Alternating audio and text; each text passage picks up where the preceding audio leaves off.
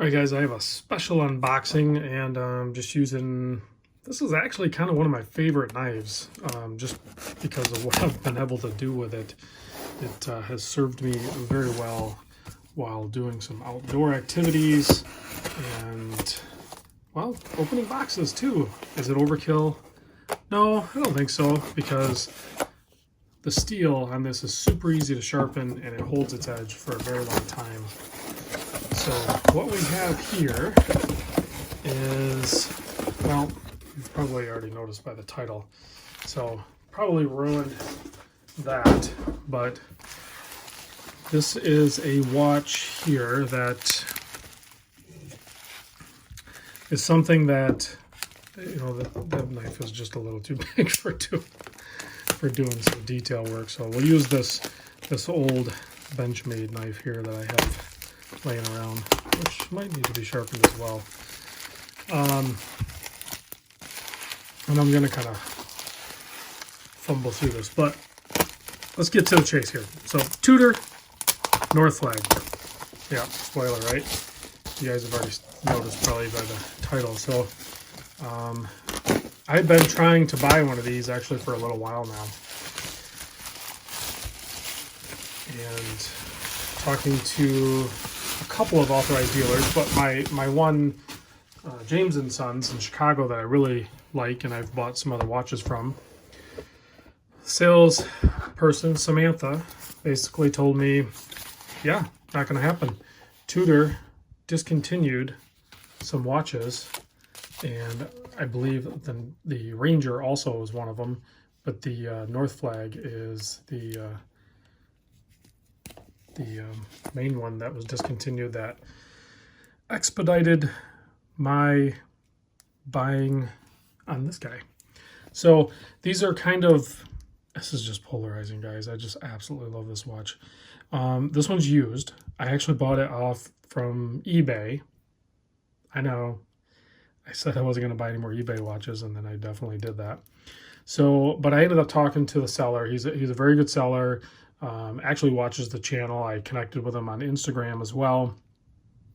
And you know, there's some pros and cons to buying via eBay, but obviously I have you know, some layers of protection and stuff like that, just in case there's an issue or if it was misrepresented or something.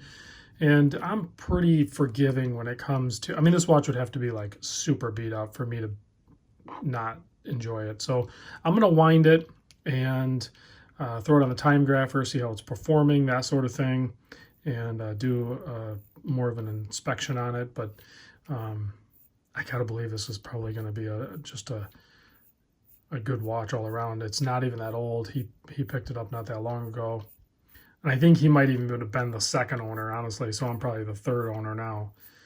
But that's the way it goes in the watch world. And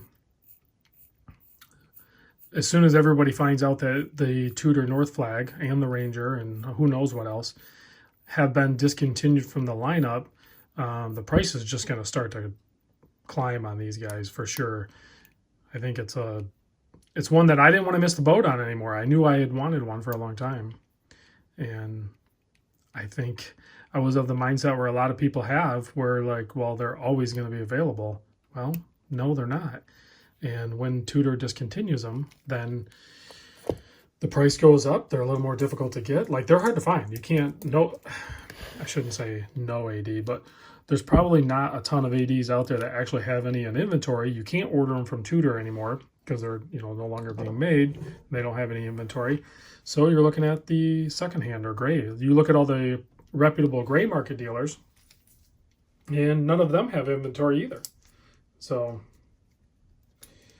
and this one comes with the strap, and it came with the bracelet, which I will have to cut into this and try not to cut the bracelet or myself. Excuse me. Now the pictures, it's hard to get really good pictures and have them show up on the eBay website and, you know, represent the condition of the bracelet or the metal, or any trying to show like scratches and stuff like that. It's not easy. So the seller tried to do a good job, and I don't know, the brushing looks really good on that, because I was talking to my buddy Bruce, and he's like, man, that thing looks beat up. But I'm looking at the bracelet here, handling it. The bracelet looks awesome. Obviously, there's some scratches on the clasp, but the scratches on the clasp are not even as bad as what's on my Omega. So I don't have a problem with that at all. So I'll have to find, hopefully the spring bar's in there somewhere for that, so I can get that installed. They're probably tucked away somewhere in the box here, probably back here. Yeah, well, there's a link. I don't see the spring bar. I'll have to find a spring bar for the to get this mounted onto this, because I don't think it's not in there. So I'll have to figure that out. But or hopefully the owner has it, because it's probably going to be a very certain size. So we'll have to figure that out. I don't see it anywhere. I'll get a hold of him though. I was talking to him on Instagram, so hopefully I can find that, because like I said, it's going to be a certain size that's going to fill that size hole, and then have the right width for that. So I kind of need that. So I don't see it in here anywhere. It wasn't in this. At least I don't see it in this. I'll rifle through this, but I don't see it in there anywhere.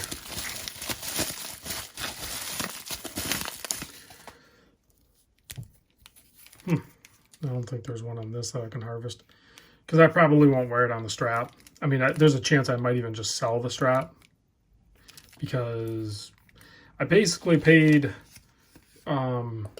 retail. I mean, I don't have a problem telling you. You can look up on eBay and see which one I bought. So I basically paid, well, with tax and shipping, I paid basically retail like $3,600, which is what they cost, where they did cost new. So this one was purchased in Deutschland somewhere. So I was just looking at the receipt.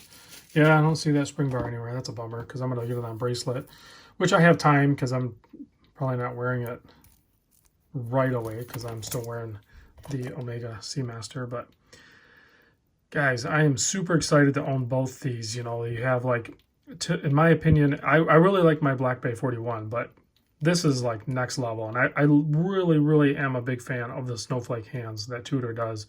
But, you know, in-house movement, display case back, you know, just 70-hour power reserve on the dial there, super legible, integrated bracelet. I mean, this thing is just checking all kinds of boxes that I really like in unique watches. So, you know, it's got a 50 lug to lug, so I like that, even though the case is only a 40.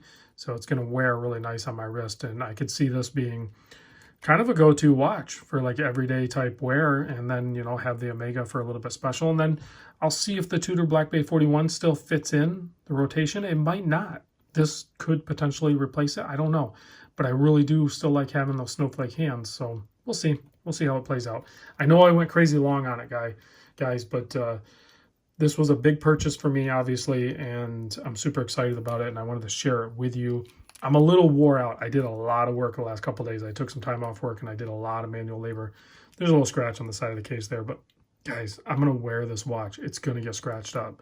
So I'm not worried about a couple little marks here and there. It's not a big deal to me. I'm just happy to actually have one now. All right, guys, thanks for watching. I'll catch you on the next video. I'll do a full video on it again. I know I already have a Tudor North Flag video, but I'll do another video soon.